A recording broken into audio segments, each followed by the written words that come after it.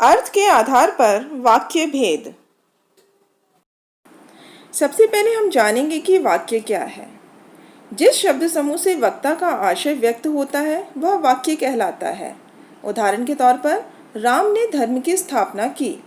यह शब्द समूह सार्थक है, व्याकरण के नियमों के अनुसार व्यवस्थित है तथा पूरा आशय प्रकट कर रहा है, अतः यह एक वाक्य है।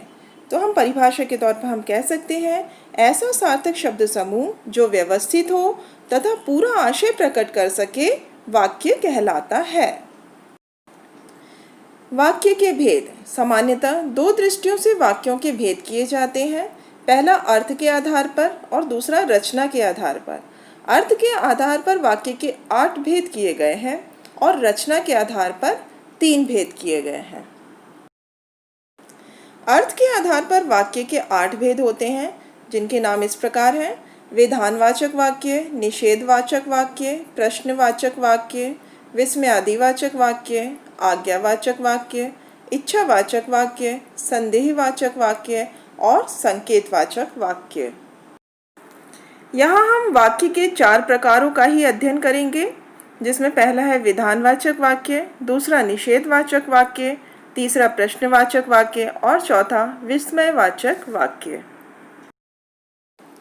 विधानवाचक वाक्य। जिन वाक्यों से बात या कार्य के होने का ज्ञान हो उन्हें विधानवाचक वाक्य कहते हैं। जैसे बॉब जिमी की प्रतीक्षा कर रहा था, सूर्य पश्चिम में अस्त होता है, जनता ने नेताजी का स्वागत किया। इन वाक्यों में किसी के अस्तित्व का बोध होता है। निषेधवाचक वाक्य। जिन वाक्यों से किसी बात अथवा कार्य के होने का निषेध होता है उन्हें निषेधवाचक वाक्य कहते हैं। जैसे तुम जिमी तो नहीं लगते हो, मैं आज नहीं पढ़ूंगा, आज गणित के अध्यापक ने कक्षा नहीं ली। इन्हें नकारात्मक वाक्य भी कहते हैं।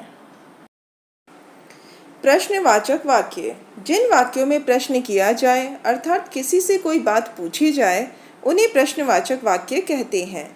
जैसे क्या तुम खेलोगी, तुम पढ़ने कब जाओगी, तुम्हारा क्या नाम है।